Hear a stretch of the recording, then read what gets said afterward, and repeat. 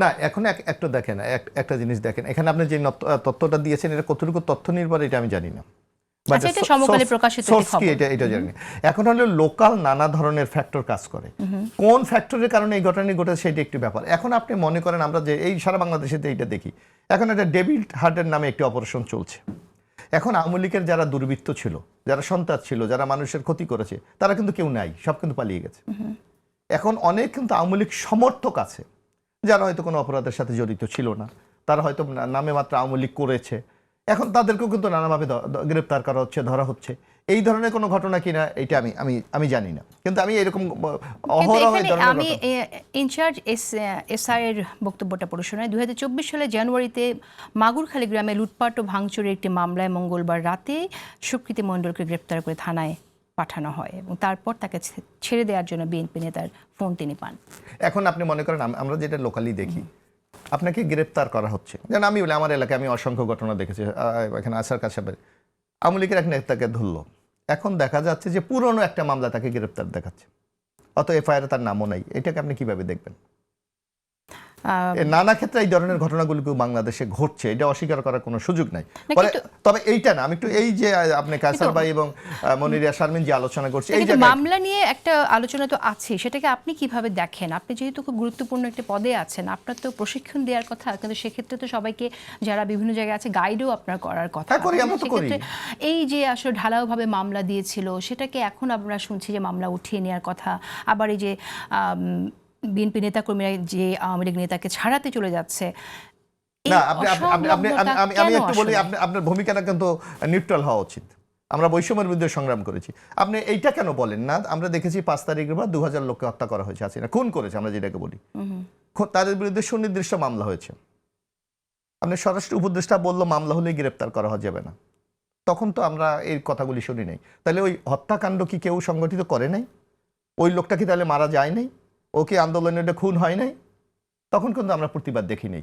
এই যে আজকে সারা বাংলাদেশে আওয়ামী লীগের যে আস্ফালন দেখছেন, এর অন্যতম এই কারণেই যে আওয়ামী লীগের বিরুদ্ধে এই ইন্টারিম গভর্নমেন্ট এসে উপরের দিকের কিছু লোককে গ্রেপ্তার করেছে, কিন্তু তৃণমূলে যারা সন্ত্রাস করেছে, যারা মানুষের সম্পদ লুট করেছে, মানুষের উপর নির্যাতন করেছে, তাদেরকে কিন্তু গ্রেপ্তার করে নাই ওই আদেশের কারণে, যে মামলা থাকলেই গ্রেপ্তার করা যাবে না। তো সুতরাং আপনাকে এক দৃষ্টিকোণ থেকে বিচার করলে কিন্তু হবে না, এখানে বহুমাত্রিকতা আছে, সেই জিনিসগুলিকে এক জায়গায় অ্যাড্রেস করে দাবার করে। এখন আপনি বলছেন আজকে এই জামাত শিবিরের একটা চরম আস্ফালন, আমরা সবাই বলছি না, এদেরকে পৃষ্ঠপোষকতা করেছে কে? আপনি এনসিপিকে একটা প্রশ্ন করছেন শারমিনের কে, কিন্তু সে জবাবটা বারবার এড়িয়ে যাচ্ছে। আমরা তো দেখেছি যখন এই যে সোহরাওয়ার্দী উদ্যানে জামাতের মিটিং হলো, সবচেয়ে গিয়ে কে বক্তব্যটা আগে দিয়েছে? অর্থাৎ তৎকালীন সময় এনসিবির একটা, এখন এনসিবি, তখন ছিল বৈষম্যবিরোধী ছাত্র আন্দোলন, তাদের একটা ব্যাপক গ্রহণযোগ্যতা ছিল। না, এখন তো নাগরিক কমিটি হয়, তখন ছিল বৈষম্যবিরোধী ছাত্র আন্দোলন, এখন নাগরিক পার্টি হয়েছে, তখন আপনি এই যে বৈষম্যবিরোধী ছাত্র নাগরিক পার্টি তো অনেকটা সেম। তখন তাদের বিভিন্ন, এই যে আজকে আপনি প্রশাসনে বলছেন যে আওয়ামী লীগের লোক বসে আছে, কারা বসিয়ে রেখেছে? আমরা তো অনেক ঘটনা জানি, কেউ তদবিরের জন্য, কেউ তার সুবিধার জন্য তাদেরকে বসিয়ে রেখেছে। এই যে বিশ্ববিদ্যালয়ের ভিসিগুলি নিয়োগ হয়েছে, কারা করেছে? এখন যে এই যে নানা প্রশ্ন হচ্ছে চট্টগ্রাম বিশ্ব, আপনি যে দেখেন যে কে সুপারিশ করেছে। আমি তো আমার নিজের বিশ্ববিদ্যালয়ে একটা, আমার জেলা একটা বিশ্ববিদ্যালয় আছে, ভিসি এনসিবি তাকে ভিসি জোর করে তাকে ভিসি দিয়েছে, আজকে প্রমাণিত হয়েছে সে জামাতের লোক। এবং গত কালকে দেখবেন যে বিজয় দিবসের অনুষ্ঠানে সে আলাদা একটি অনুষ্ঠান করেছে, যারা মুক্তিযুদ্ধের সপক্ষের শক্তি তারা সেই অনুষ্ঠান বর্জন করেছে। তা আপনি এক দৃষ্টিকোণ থেকে তো বিচার করতে হবে না এই অবস্থা আসার ক্ষেত্রে কাদের ভূমিকাটা ছিল। আপনারা, আমরা জানি তো কোথায় দিয়েছেন না দিয়েছে, আমরা এরকমটা শুনি যে প্রশাসনের দুর্দান্ত প্রতাপে, তখন তো বৈষম্যবিরোধী ছাত্র আন্দোলন ছিল। আচ্ছা, একটা বিরতি নিতে হবে আমাকে, তবে পরে এনসিবি হয়েছে, আপনার তো মূল সংগঠন বৈষম্যবিরোধী ছাত্র আন্দোলন।